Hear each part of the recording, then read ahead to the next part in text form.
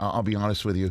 I'm speaking on behalf of all Jets fandom. This would have been enough. I'll be honest. The first two picks would have been just okay. That's Joe Douglas getting it done, and then Jermaine Johnson keeps falling. He keeps falling. When did you start to get the sense that okay, this is possible that we could trade back into the first round and get him? When did that happen to you?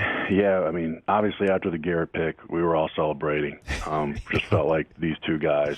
I mean, it was an ideal scenario for us going into the draft to get those two players. Right. And then I think we're getting around Houston's pick. I think they traded back, and so Robert, he hits me on the shoulder. He's like, Jermaine's falling. Jermaine's falling. And we looked at each other, and he's like, let's go get him. I was like, yeah, let's do this.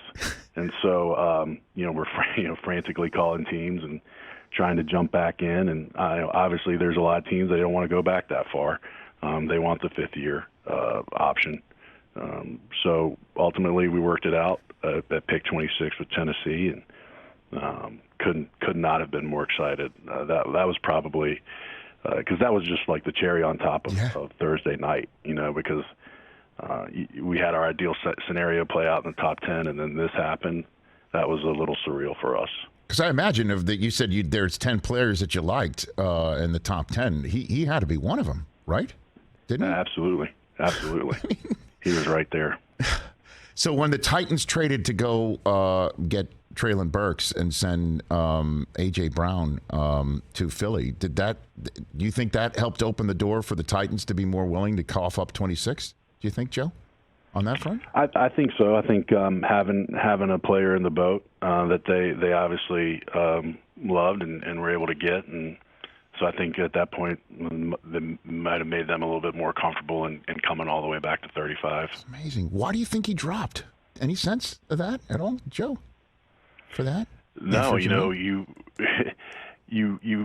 catch yourself maybe asking a question like, "What's going on? How's this happening?" But we felt so good about this person on and off the field, and this was the first time since I've been here that we were able to bring in players on pre-draft visits, and so we couldn't have had a better visit with Jermaine, and so we're just sitting there and we can't believe this is happening, but it's like, okay, we're going to get this done. So we're just happy we got everything worked out. Damn straight. And then this sounds like those Chris Farley interviews on the Saturday Night Live. And then tell me about when this thing happened.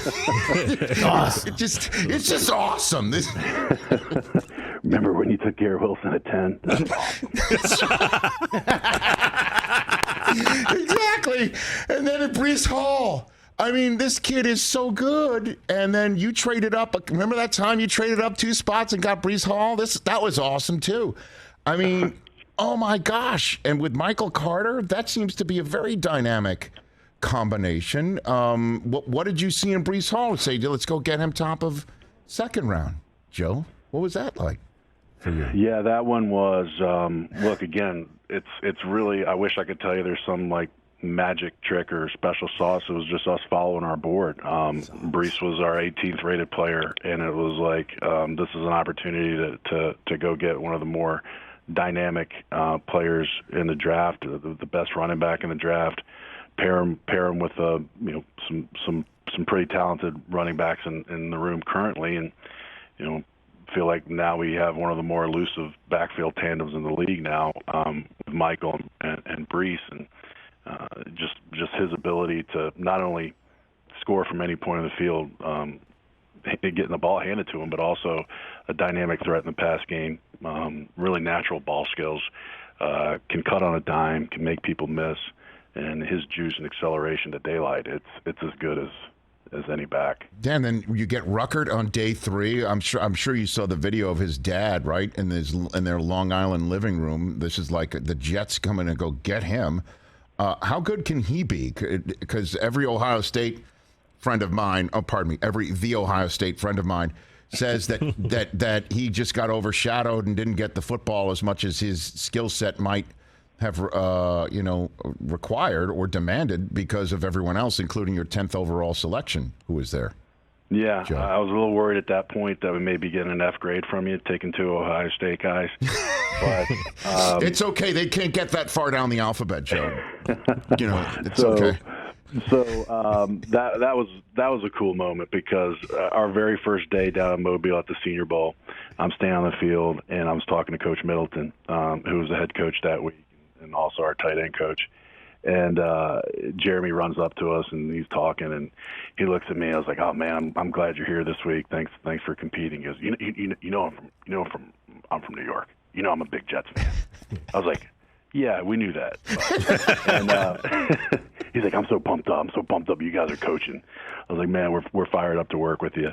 What an awesome person. And again, another guy that brings high level of competes, loves football, loves to battle. A guy that he had to do the dirty work in this offense a lot, and he was beating his head up against the wall with some of these defensive ends, and he was working hard for his running back, and then when he had the opportunity to showcase his talent in the passing game, he showed that. I think you saw that in the playoff games the last couple of years, and excellent ball skills. A guy that can separate from safeties. He can run. He has a chance to be a really good player.